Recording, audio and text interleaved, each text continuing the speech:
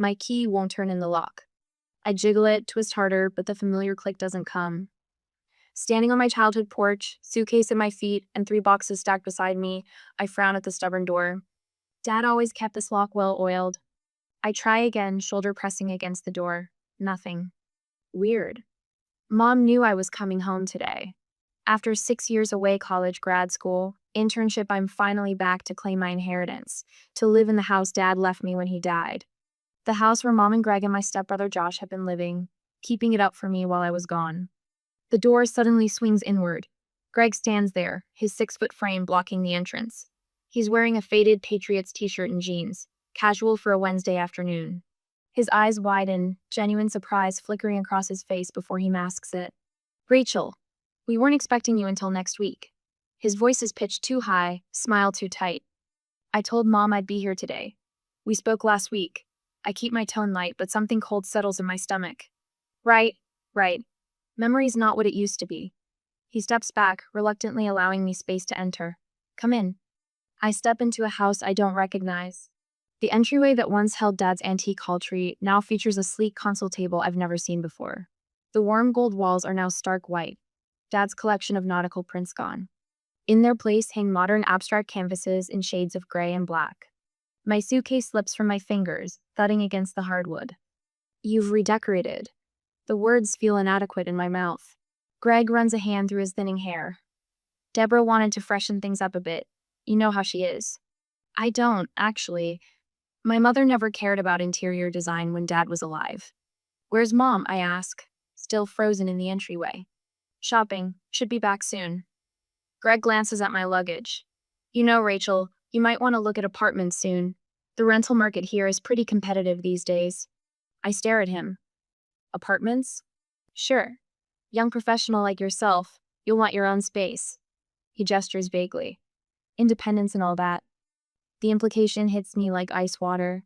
He doesn't expect me to stay. In my own house. Before I can respond, the front door opens. Mom bustles in with grocery bags, her blonde hair shorter than I remember, more highlighted. She stops when she sees me, eyes darting nervously between me and Greg. "Rachel, you're here already." She sets the bags down and gives me a quick hug that feels hollow. "We were just talking about you this morning, weren't we, Greg?" Greg nods, not meeting my eyes. "I was saying how Rachel might want to look at apartments." Mom's smile falters. "Well, no rush on that. You can stay in the guest room for now." The guest room. Not my room. "Where are my things?" I ask. "From my bedroom?" Mom's gaze shifts away. "We boxed up some things in the attic. Josh needed more space as he got older, so we gave him your room. It made sense, since you were away at college." Something inside me cracks. "And Dad's study?" The nervous glance between them tells me everything before Mom speaks. "That's Josh's bedroom now. He's 15, he needed his privacy." "Your father's been gone 6 years, Rachel." 6 years. I was 18, standing next to his casket, when the lawyer handed me the deed to this house. Dad had left it to May, his only child, his daughter. The house he'd built with his own hands. "Mom," I say carefully, "could I see Dad's study, Josh's room?" Mom's hands flutter nervously. "It's completely different now. Nothing like you remember." I still want to see it. I walk through the transformed living room, past the kitchen with its new granite countertops, and down the hallway. The door to Dad's study stands closed. I take a breath and push it open. Basketball posters cover the walls. A twin bed with rumpled navy bedding sits where Dad's desk once stood. A gaming setup occupies the corner that held his bookshelves. The bay window where he used to read remains, but heavy blinds now block the garden view he loved. Nothing remains of him. Not a single trace. I stand motionless, absorbing the erasure of my father from his own home. The home he left to me. I remember his funeral, the weight of the house deed in my hand, the responsibility it represented. "It's just for a while," Mom had said back then. "Just until you finish college. We'll keep up the house for you." I trusted her. Trusted them. Over the years, I'd noticed small changes during holiday visits. Family photos disappearing. Dad's books vanishing from shelves. Greg subtly asserting ownership in comments about our house and our renovations. But I dismissed my unease, focusing on studies, on building my future. I turn and find Mom watching me from the doorway, her hands twisting together. "Rachel, we should talk." Yes, I say, my voice steadier than I feel. We should. In the kitchen, Mom sits across from me, eyes avoiding mine. Greg has conveniently disappeared. What's going on, I ask. Why does Greg think I should get an apartment instead of living in my house? Mom flinches at my house. Greg believes. That is, we thought. She takes a shaky breath. Greg thinks the house belongs to us now. The world stops. The house Dad left to me in his will, the one I have the deed to? He says after 6 years of us living here, paying utilities, making improvements, she trails off. You knew, I whisper, the betrayal crushing my chest. You knew it was still legally mine, and you let him believe what? That you could take it from me? I didn't know what to do, she admits, tears forming. Greg was so insistent, and you were gone, building your life. It just seemed easier to lie? For 6 years? My voice rises despite my efforts to contain it. To erase Dad from his own home? To let me believe everything was fine while you plotted to take my inheritance? The tears spill down her cheeks. I'm sorry, Rachel. But sorry can't rebuild 6 years of deception. Sorry can't erase the choice she made every day to betray me, her own daughter. What would you do if you discovered your own family had been plotting to steal your inheritance for years? Would you forgive them, or would you fight back? My decision will change everything. The attic door creaks as I push it open. Dust motes dance in the beam of my flashlight, swirling through stale air that hasn't circulated in years. I step carefully across the unfinished plywood, testing each board before putting my full weight down. Dad? I whisper to the darkness, as if he might answer. My light catches on a stack of cardboard boxes pressed against the far wall. Each bears a label in Mom's neat handwriting. Thomas, books, Thomas Navy, Thomas, photos. A family archive tucked away like shameful secrets. I kneel beside the nearest box and lift the lid. Dad's leather-bound copy of Moby Dick sits on top, the one he read aloud to me every summer at the beach house. Beneath it, dozens more volumes, spines cracked from use, pages dog-eared at his favorite passages. I press the book to my chest, inhaling the faint scent of his pipe tobacco that still clings to the pages. 3 boxes down, I find what I'm looking for, a battered metal filing cabinet drawer that used to sit in Dad's desk. I slide it open and rifle through the hanging folders until I find one marked house. Inside, the original deed with my name on it. Property tax records. And a stack of mail addressed to me, college alumni newsletters, credit card offers, voter registration confirmation spanning the last 6 years. All opened, all hidden away. Beneath these, a folder labeled Utilities catches my eye. I flip it open to find 6 years of electric bills, water bills, property tax statements, all in Greg's name. Methodical documentation establishing his residency, his claim to my home. My fingers tremble as I sort through the evidence of their deception. They'd been intercepting my mail, establishing Greg's residency, systematically erasing Dad while setting up a legal claim to adverse possession. Oh my God, I breathe, the weight of the betrayal pressing against my ribs like a physical pain. A floorboard creaks behind me. What are you doing up here? Josh stands in the doorway, backpack slung over one shoulder, his lanky frame silhouetted against the hall light. I straighten, letters still clutched in my hand, going through my father's things. His eyebrows pull together. Mom said not to mess with that stuff. I bet she did. I meet his gaze directly. Josh, did you know this house belongs to me? Legally? He shifts his weight, confusion flickering across his face. What are you talking about? This is our house. We've lived here since I was 9. Because my dad left it to me when he died, and I let Mom and Greg stay here while I was at college. I keep my voice calm despite the tremor in my hands. They were supposed to be taking care of it for me until I came back. Josh's face hardens. That's not true. Dad bought this house. Is that what he told you? We fixed it up. We've paid the bills for years. His voice cracks slightly. My room was my dad's study.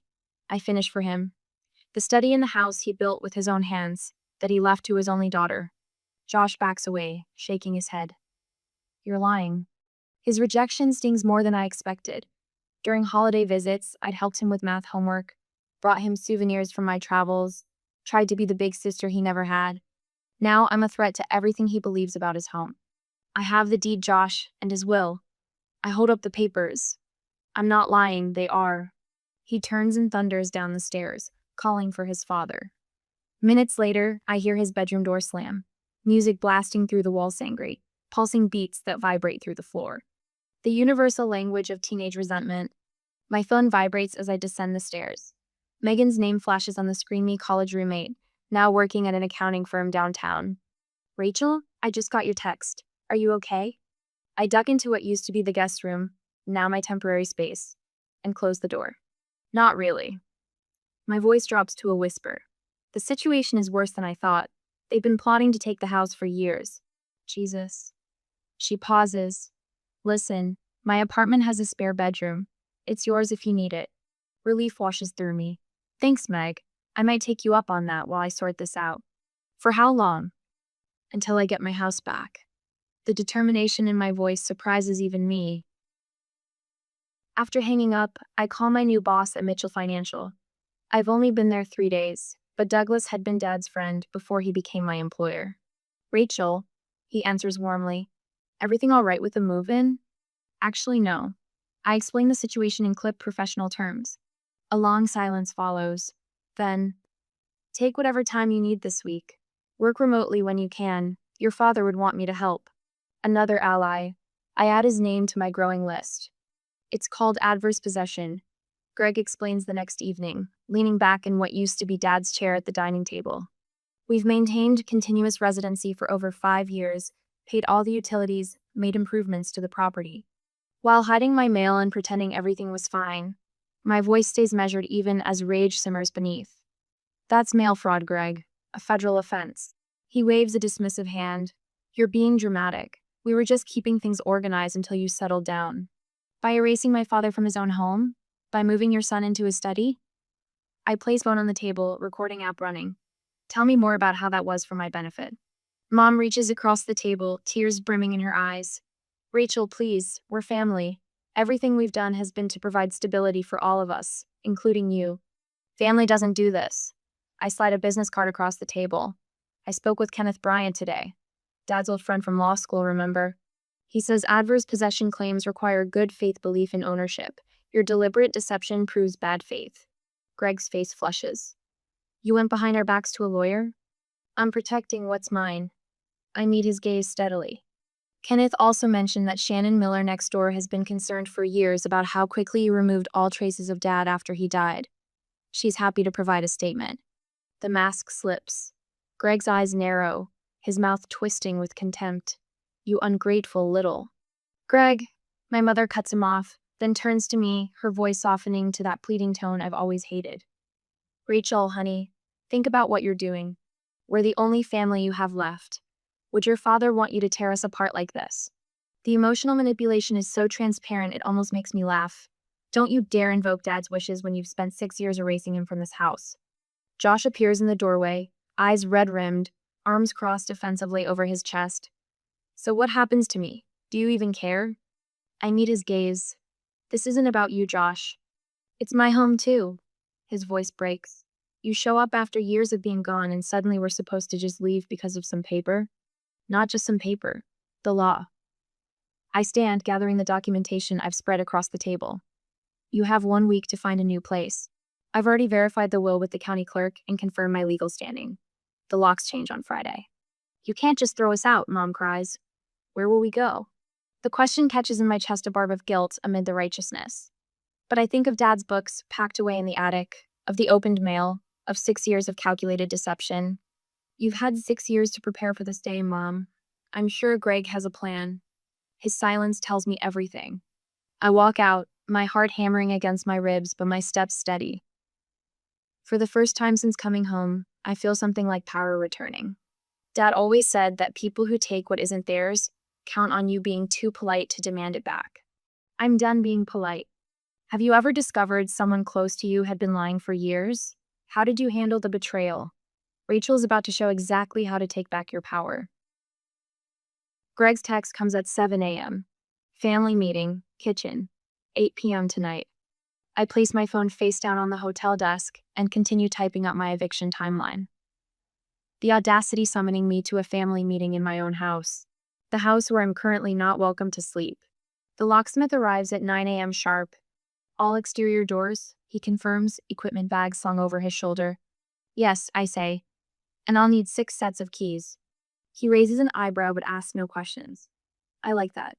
While he works, I drive to the county clerk's office with a folder of documents. My father's will, the property deed, my identification. The clerk, a woman with silver-streaked hair and efficient movements, verifies everything methodically. Property taxes are current, she notes, looking up. But utility accounts are being transferred today. I finish. Each item on my list gets checked off with purpose. By afternoon, I'm meeting with my father's old lawyer, Derek, in his downtown office. He slides the eviction notices across his desk. This gives them exactly 1 week, he explains. The law allows for longer, but given the circumstances. I sign where indicated. 1 week is generous. Something unwinds in my chest with each signature. The tightness that's lived there since I tried my key in the lock loosens just a fraction. At 8 p.m., I walk into what used to be my kitchen. Greg sits at the head of the table, me father's place. Mom's eyes are already red-rimmed. Josh slouches against the counter, glaring. Sit down, Rachel, Greg says, using his boardroom voice. I remain standing. This won't take long. This, Mom sniffles, is about family. Is it? I place my leather portfolio on the table. Because family doesn't conspire to steal from each other. Josh pushes off from the counter. You're destroying everything. This is my home. No, Josh, it's not. I keep my voice level. And that's not your fault, but it is the reality. Greg leans forward, elbows on the table. Rachel, be reasonable. We've lived here for 6 years. We've put money into improvements, under adverse possession, which requires the true owner to be unaware of the occupation. I cut him off, sliding the first document across the table. I visited. We exchanged emails about the house. I have proof I was aware of and permitted your residence here. Your adverse possession claim would never stand. His face flushes deep red. And here, I continue, placing down the second document, is the eviction notice. You have 1 week. Mom gasps. 1 week. Where are we supposed to go? That's not my concern. The words taste metallic, necessary. You've had 6 years to prepare for this day. Greg stands abruptly, chair scraping against the floor. You ungrateful little. I wouldn't. I meet his gaze. The property is now under surveillance. Any damage, any items removed that aren't personal belongings, will result in additional legal action. The mask slips. In his eyes, I see the calculation, the fury of a man whose scheme is collapsing. You'll regret this, he hisses. I nod once. Probably, but I'll regret it in my house. The next morning, Allison from work arrives with coffee and determination. Where do we start, she asks, surveying the living room. I hadn't expected this colleagues I've known for barely 3 weeks showing up with moving boxes and cleaning supplies. Behind Allison, Mark and Jen unload more supplies from Mark's truck. Dad's study, I answer. We start there. Josh's belongings have already been cleared out, relocated to the basement, I assume. The walls are bare except for tack marks where posters hung. The blinds still block my father's favorite garden view. As we work, removing the blinds and cleaning years of teenage existence from the space, there's a knock at the door. Mr. Winters, our neighbor for 20 years, stands on the porch. In his weathered hands, he holds garden tools my father's. Thought you might want these back, he says. Tom asked me to keep an eye on them while they were gardening. The air quotes are audible. Never saw much gardening happen, though. I run my fingers over the worn wooden handles. Thank you. Your dad was a good man. Mr. Winters nods firmly. Built this place right. Made it to last. Something about his simple acknowledgement of my father, the first I've heard since returning, breaks through my carefully maintained composure. My eyes burn. Would you like to come in for coffee? I ask. His stories about Dad last through 2 cups. Each one rebuilds something inside me that's been crumbling for 6 years. By early evening, Greg returns. I'm in Dad's study, now hanging the nautical prints that Mr. Winters had also kept an eye on for me. This is ridiculous. Greg announces from the doorway. You can't just... I can and I am. I tap the nail into place and hang the third print to schooner under full sail. I've spoken to my lawyer. His voice holds less conviction than this morning. I turn slowly. Good. Then he'll have explained exactly how solid my position is, and how your attempted adverse possession could be viewed as fraud. He flinches. Where's Mom? I ask. As if summoned, she appears behind him, eyes fixed on the study's transformation. You found the pictures, she whispers. Mr. Winters saved them, along with Dad's tools. I straighten a frame. Why, Mom? Why did you let this happen? She steps into the room, her fingers twisting together, that nervous habit I've seen my whole life. It was easier. After Tom died, everything was so hard. Greg said he'd handle everything. And then one change led to another, and soon it seemed impossible to go back. The truth is so mundane, so human. No grand conspiracy, just weakness and convenience. Josh appears in the hallway, watching silently.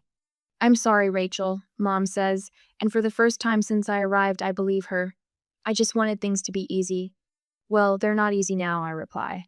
"1 week, Mom. Find a place." That night, after they've gone out to look at apartments, I assume I tour my reclaimed space. Dad's old banker box of photos sits on the dining room table. One by one, I restore them to walls and shelves. Here's Dad teaching me to fish. Here we are building a bookshelf together. Mom and Dad on their 15th anniversary.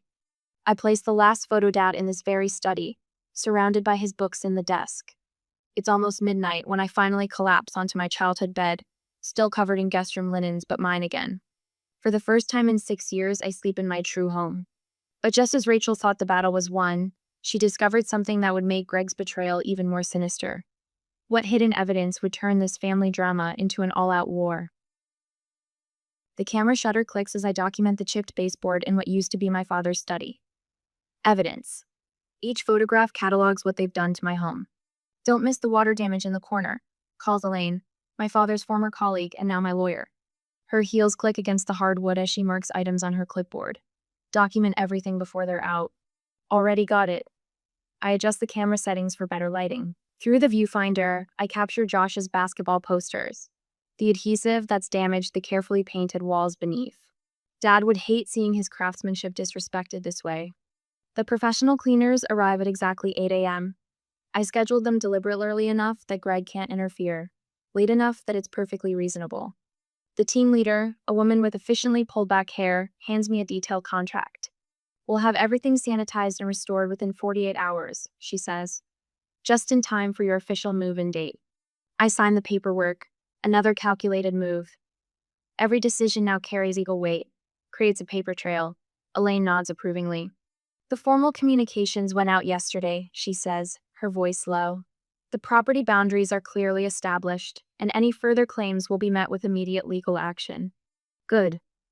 My voice sounds stronger than I feel. A crash from the kitchen interrupts us. I rush down the hallway to find Greg attempting to remove the high-end faucet he installed last year. "What are you doing?" I keep my voice level despite the fury boiling inside me.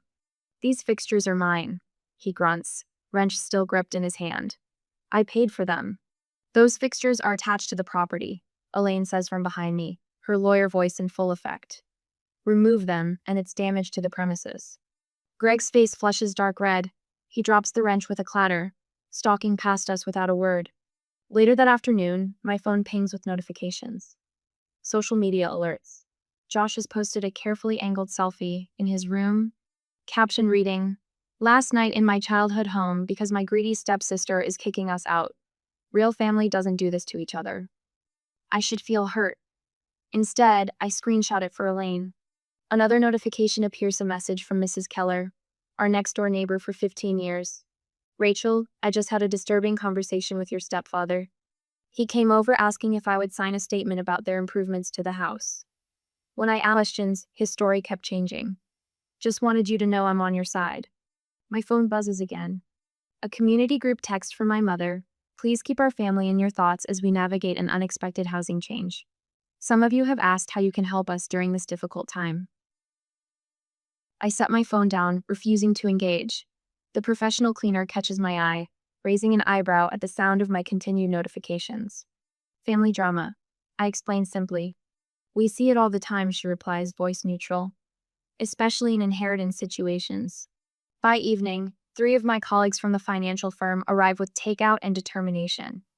Marisol starts unboxing my kitchen supplies, while David and Kim hang my father's nautical prints back in their rightful places. "My aunt went through something similar," says Marisol, carefully arranging glasses in the cabinet. "Her brother tried claiming their mother's house after caring for her. The courts shut that down fast. The neighbors keep stopping by," Kim adds, straightening a frame.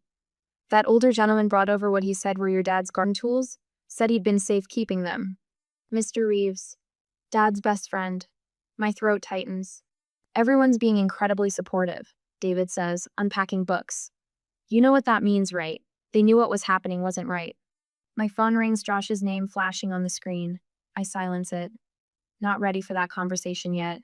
From the window, I spot Greg and my mother arguing in their packed car. I can't hear the words, but their gestures tell enough. Her head is in her hands. His face is tight with fury. Even from this distance, I can see the cracks forming in their united front.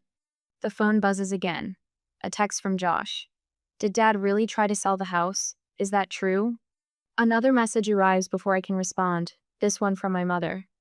I'm so sorry, Rachel. I never should have let this happen. Can we talk?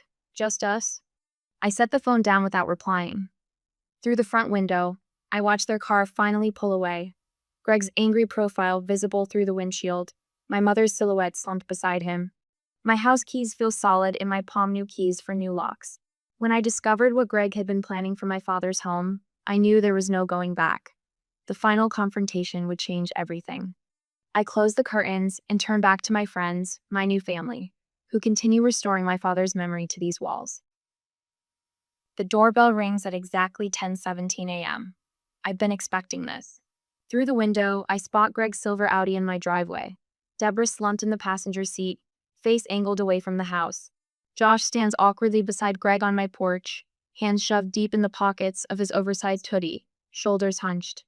I take a steadying breath, my father's watch heavy on my wrist, and open the door. Rachel. Greg forces a smile that doesn't reach his eyes.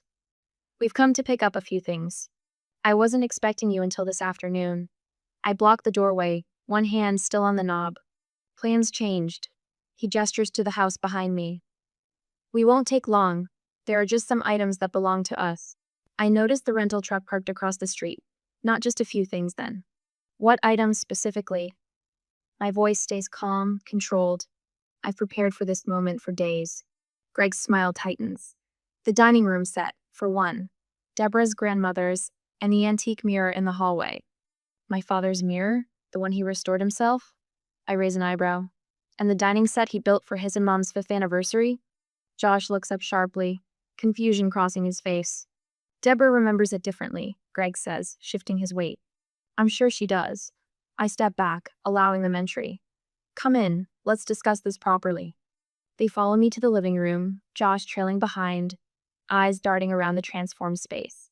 I've spent the past week restoring my father's presence's photographs back on the walls, his books returned to shelves, his favorite chair angled toward the window as it always was. I have something to show you, I say, retrieving a folder from the side table. Greg remains standing, arms crossed. We don't need paperwork, Rachel. We just need to get our things and go. Actually, you do need to see this. I extract a document, handing it to him. This is my father's will, specifying every item of significance in this house, including the dining set and hallway mirror. Both specifically left to me. His eyes narrow as he scans the page. This doesn't...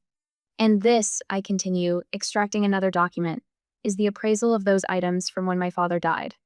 And this, another paper, is the insurance coverage specifying them as heirlooms protected under my policy.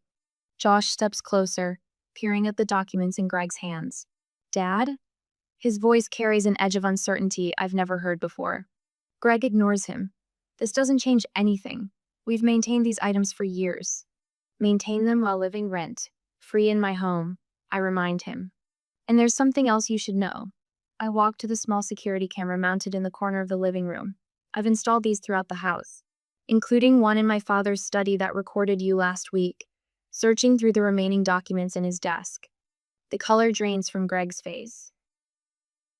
I also have copies of the emails you sent to Riverdale Realty 3 months ago, I say, pulling out printed emails with his name clearly visible.